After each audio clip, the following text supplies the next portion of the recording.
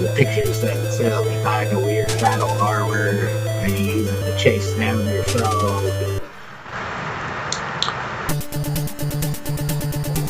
I'm sure everyone that's ever played Nintendo knows this game. I know that opening is terrible. The side-scroll game that has natural and style quality to it, where you find powers. And you have to go through all the sections. The jump needs to be a little bit slippery, because when you land, you tend to slide forward slightly. But once you get used to that, it's not so bad.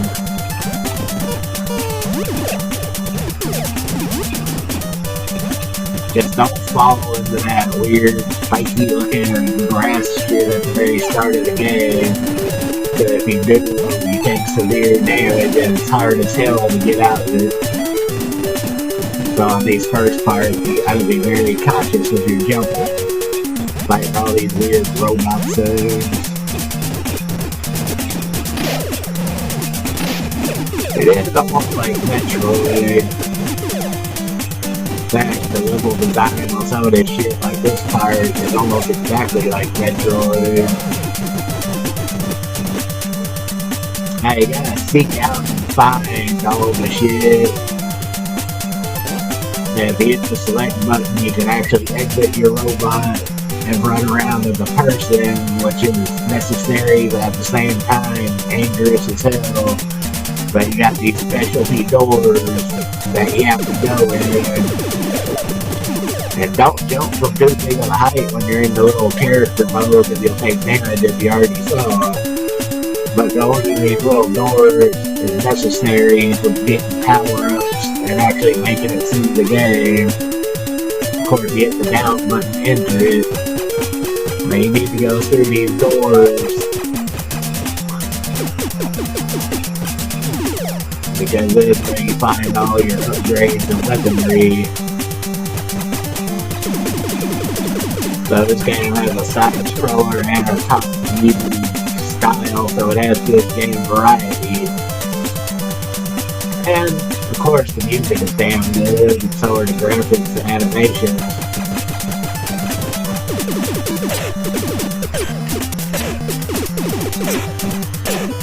Wow, I got my ass kicked with this one.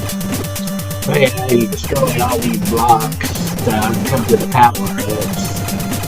Like missiles and that lightning thing. Of course, you want to get all the gun upgrades you can.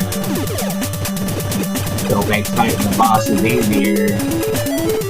If you go through these areas and pick up all the gun upgrades, you'll have a lot easier time later on, especially on bosses. Unfortunately, I took a shitload of damage because I was too busy explaining shit, not paying attention.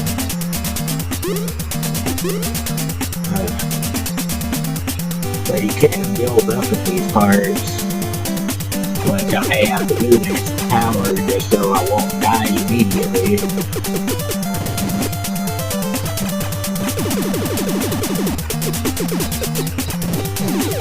Because as soon as you exit, that guy's gonna be there to kick your ass. And you see how badly he beat me up. That fucker's trapped in that little area. That's fucked up. There, yeah, with limited number of lives. But I think you got, I don't remember how many continues, but you got several continues.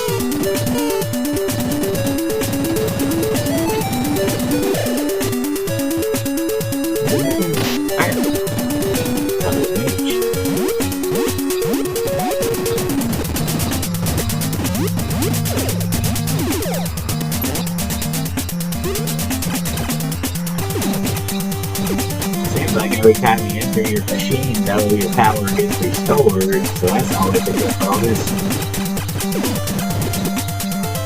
So yeah, you want to explore all these little areas just to get the power-ups.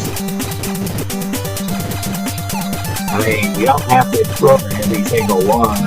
You could just go straight to the boss one. But it's worth exploring, as I said, to build up your gun power and shit. know, like usual, my commentary is probably not very impressive, but I'm trying to get better at it.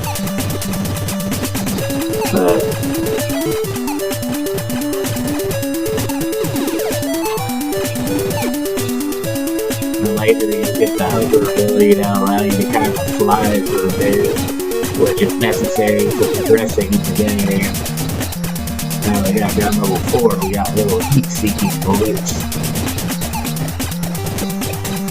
Which kind of like a tester's quest, it can be a little bit annoying at first, but once you get used to it, that's kind of what these parts remind me of, tester's quest.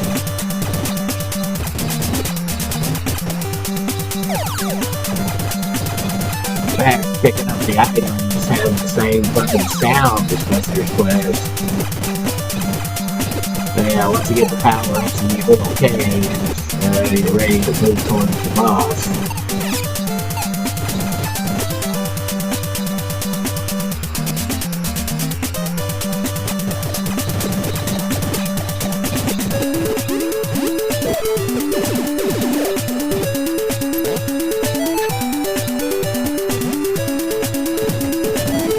Definitely, I think, one of the best games for the NES.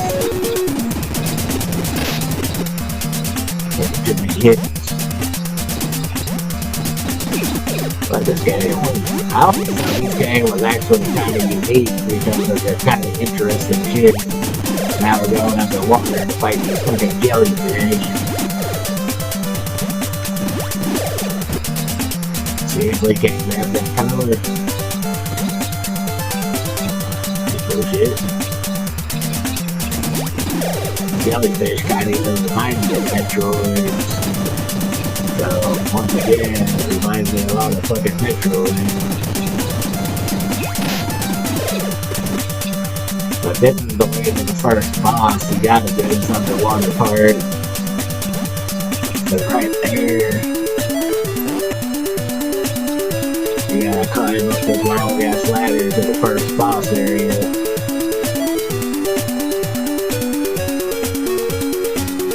In this little hidden cave right here. So if you never played this game, it's worth checking out. This is actually a really great game for the NES.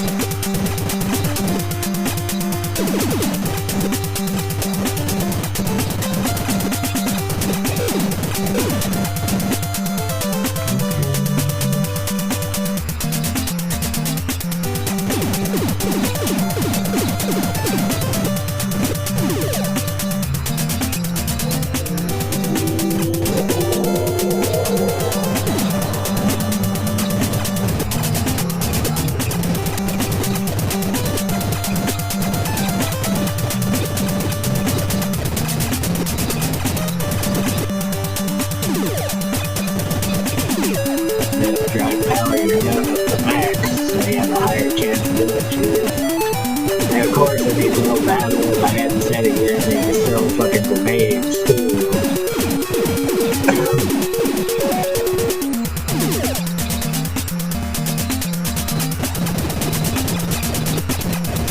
I know it's kind of tedious, but it is actually a good idea.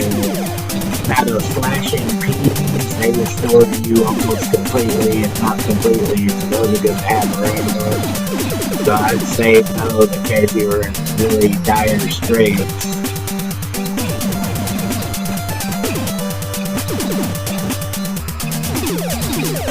I actually stood there and took that hit like an idiot.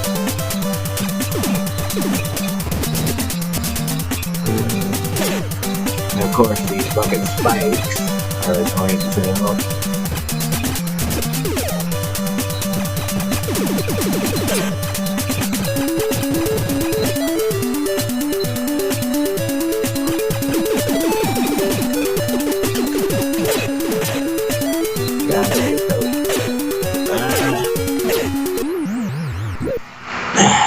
I was trying to rush.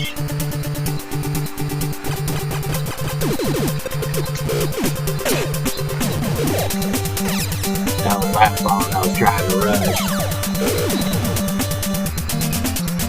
Yeah, don't rush. If you rush, you get killed. It's like any fucking game. Rush, you get killed. So now my gun is back to nothing, which is bad. But anyway, there's the first boss up ahead. Well, hopefully we're going to defeat it.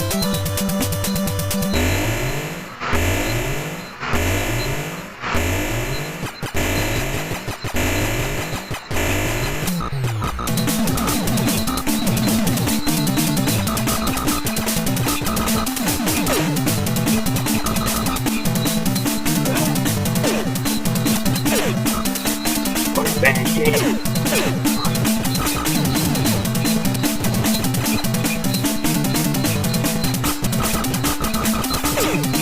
We're not gonna win this fight, are we? Apparently grenades have no effect on that boss. When you get to a boss fight, you always fight unless you want to leave the room. Might be our last shot at it.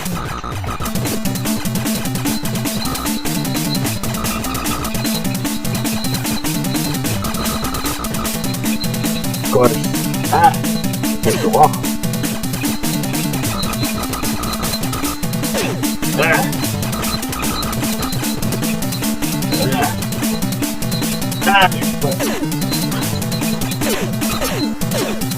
Son of a bitch.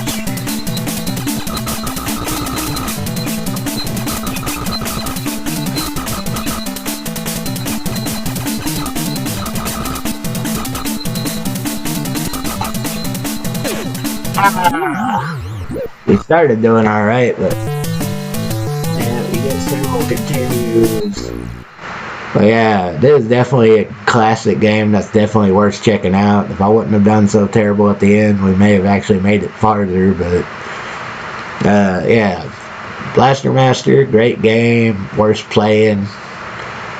And if you like my reviews, please subscribe. But we're going to end this one here. Like I said, this was just a review. We weren't actually trying to beat it, but the way I was playing it, probably wouldn't have beat it at this moment anyway. But I'm going to end this one here. Y'all have a good night.